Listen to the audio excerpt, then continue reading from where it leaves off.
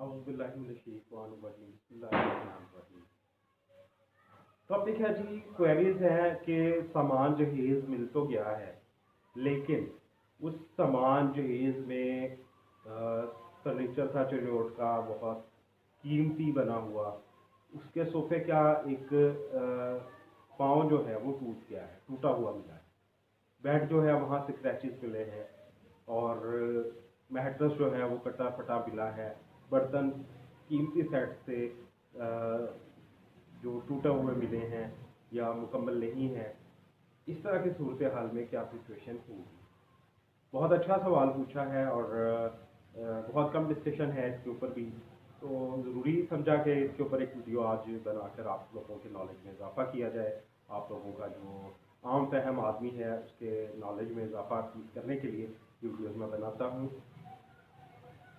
तो उसमें ये है जी कि जब सामान आपने रिसीव कर लिया और वो सामान आपको मिला, सोफे की जो है वो साइड टूटी हुई है, कोई चीज़ डैमेज है, कोई बर्तन कम है, टूटे हुए मिले हैं।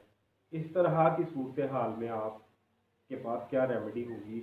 जो औरत है जिसका सामान मिसिंग है वो क्या करेगी? इस तरह की सिचुएशन में आप अदालत से रुजू करें। अदालत से रुजू करके आप उसमें बहुत अच्छा रिलीफ हासिल कर सकते हैं। वो रिलीफ किस तरह से आप हासिल कर सकते हैं इसी वीडियो में आ जाते हैं।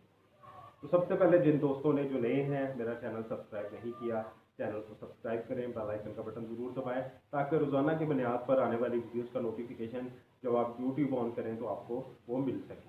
और लाइक ज़रूर कीजिएगा वीडियो पसंद आए, और शेयर ज़रूर किया करें, अपने दोस्तों के साथ सब्सक्राइब ज़रूर किया करें। मुबीन जाफर भट्टी एडवोकेट हाईकोर्ट आपके में हाजिर हूँ। इस तरह की सूरत हाल में जो मेरे पास केसेस आते हैं, मैं अदालत में डैमेजेस फाइल करता हूँ।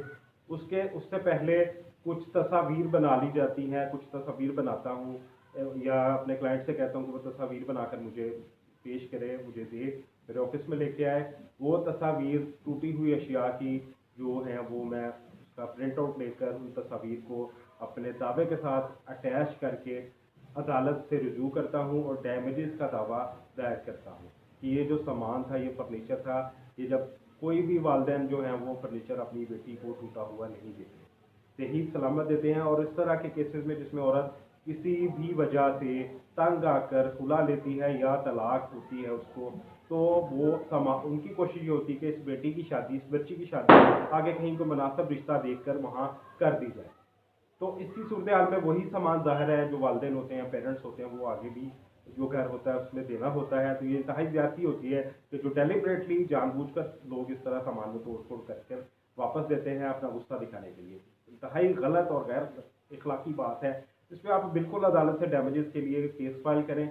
अदालत आपको जो सामान आपका जितनी मालियत का था उसके बिल अगर मौजूद हैं तो वो पेश करें साथ, या एस्टिमेटेड वैल्यू पहले था अदालत के बिल आपको पेश करने पड़ते थे। वो हाईकोर्ट की एक साइटेशन है कि आपको चूँकि वालदेन सामान ज़रूर देते हैं तो उसमें बिलों का बहुत 2 साल 6 साल 6 माह तक नहीं संभाल के रखा जा सकता, बाज़ औक़ात मिसप्लेस हो जाते हैं। लेकिन जितनी का अवेलेबिलिटी हो आप साथ लगा लें, बिल होना ज़रूरी नहीं, अगर है तो वेल एंड गुड, अदरवाइज़ आपका केस मजबूत हो जाएगा। अदरवाइज़ आप एक एस्टिमेटेड वैल्यू लगाकर वो डैमेजेस अदालत में फ़ाइल कर सकते हैं। फिर ये मेरा 4 लाख रुपए का फर्नीचर था, जिसमें से जो डैमेजेस हुए हैं, सोफ़ा काबिल इस्तेमाल नहीं रहा, ये कुर्सी काबिल इस्तेमाल नहीं रही, ये सेट था हमारा, डिनर सेट था, अच्छा था, ये टूट गया है।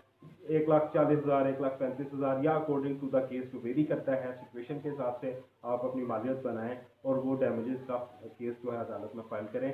अदालत आपको आपके केस को सुनने के बाद आपके सबूतों को देखते हुए आपको रिलीफ फराहम करेगी। वो डैमेजेस आपको वो शोहर से लेकर देगी, या उसकी फैमिली उसकी रिस्पॉन्सिबल है, या जो भी केस के मुताबिक हो वो डैमेजेस आपको लाजमन मिलेंगे। तो इसमें कोई किसी किस्म की कबाहत की बात नहीं है, कोई एम्बिग्यूटी नहीं है, ये आपका राइट बनता है। आप अदालत से ये अपना डैमेजेस जो है वो वसूल कर सकते हैं, ताकि आपका जो अगला सिलसिला कार है वो अच्छे तरीके से चल सके।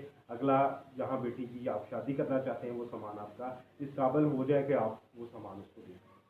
टॉपिक मुख्तसर था, ब्रीफली बताने की कोशिश की है। उम्मीद है ज़रूर पसंद आएगा। वीडियो को लाइक करें, सब्सक्राइब करें, दूसरों के साथ शेयर करें। मुबीन जाफर भट्टी को इजाज़त दीजिए। अपना बहुत सारा ख्याल रखिएगा। अल्लाह हाफ़िज़।